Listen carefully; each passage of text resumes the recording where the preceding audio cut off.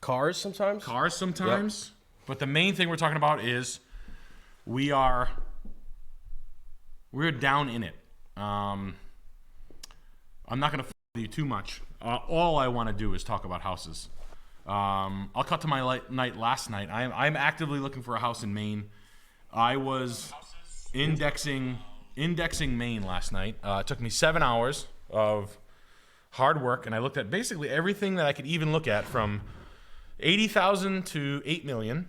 Walked myself back up the ladder and down again, back up the ladder and down again. And what I mean by that is what I just kind of want to get into, just something that I never really talk about on stream. There's so many things that I kind of like leave out where I have a cigarette and talk about after, is like, I'm looking for a property in Maine. I'd buy anything. I want to get away. I want a second piece of property that I can make money on. My MO so far is buying houses for 250 to 400,000 that have the opportunity to be worth 800,000 through my elbows.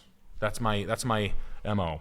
What kind of timeline for that jump? I live in them like I own them. I don't flip them. So I treat them like I don't really care about the flip. I just want to make sure that when I'm done thing, I've made it as nice as I can. Okay. And then I get out and then I sell it to a doctor and he ruins it. Okay. That's how it happens. A doctor. So a doctor buys a house from this piece of shit. It's happened many times. All my houses sell to physicians and artists that are richer than me, which is my greatest flex, that someone smarter and richer and more cultured than I am with a better background is buying my thing that I made and then making it worse, which always makes me feel better, which is what gives me the ego enough to think that I could tell people what to do with real estate. So I'm looking in Maine. 7 hours last night, looked all the way up and down the coast of Maine, $1.2 million, $1.8 million, partnering with people on $2 million properties, calling friends in the middle of the night, asking them what it would look like for them to give $25,000 a year to own a Bill Belichick mansion, that black one you saw.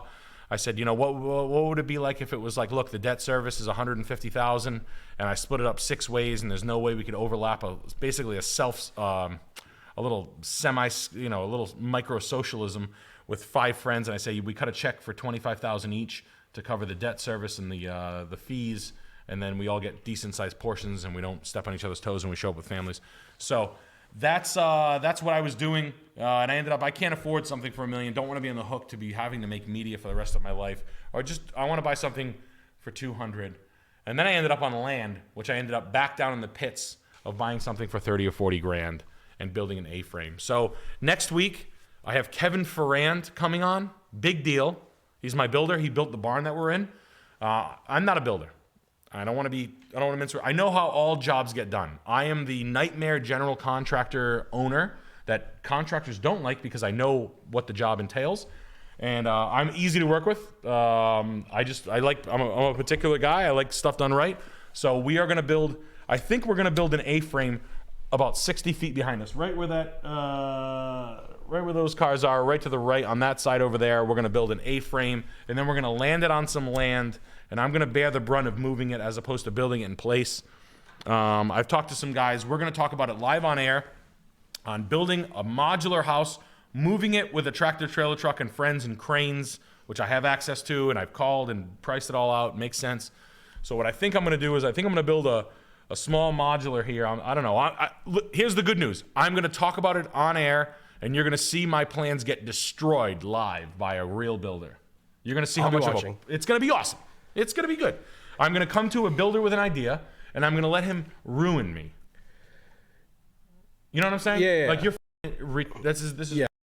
you should be building it in place. And I'm like, well, can I build it out of place? No. I'm going to let him kill me. And I want you guys to go through it with me. So all of you that are out there that have a little bit of money saved that want to escape to the woods, guys like Jet. Yep.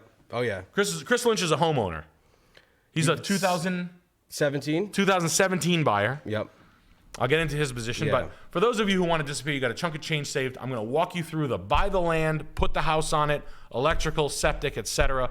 I'm going to do that right in front of you. Next Tuesday, probably next Thursday, maybe. We'll see. Working it out which day is going to work best. It's probably the best thing I've ever done. Buying. Or I think I remember when I was like 20, 21, I was like, can't wait to move out and rent an apartment. Or, I mean, I get why that's appealing to 20, 21-year-old. But, yeah. And when you got your own place, you just figuring it all out? Yeah. I had some fucking but, yeah. Yeah. Well, you had a nice set of, I had guidance. My folks, they're shoving me into the road. Yeah. That's my guidance was my parents being like, you have to buy a house or else you're a pussy. Yeah, that was similar for me. Yeah, your parents are like, what are you, a pussy? You can't handle being a 19-year-old with a mortgage? Yeah. What are you, a chicken? Yeah. That's how it went. All those fucking haters out there saying my dad bought me a condo. Yeah, I wish. Yeah. I wish. Trust me when I tell you, if my dad bought me a condo, I'd be a different guy. Yeah. But it's okay. I don't think he was doing me a disservice not buying. He just let you go there and struggle with it and struggle with the mortgage. Yeah. But yeah, put you in a better place. Yeah. We'll what we'll do is we're gonna open these bad boys up. Want to get into it? Yeah, let's get into it. Yeah, we'll get. Yeah. Before that, we got, I think it was Harrison Schmidt, Severe Beast. Thank you, brother. And then we got a super chat from Charles Cloves. Nick, can you tell us something hopeful and inspiring? Hopeful and inspiring. Hopeful and inspiring. Well, I'll tell you this. In 6, 7, I watched Loose Change and I wanted to die because my wheels were coming off my plan.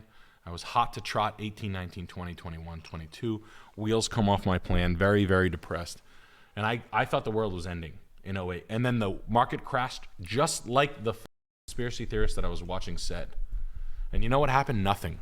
And then it immediately turned around and I realized that media hype is all shit. It's just all shit. So for those of you who are riding and fearful, please do not give up. Make new friends. Get out to new places. It'll force your hand.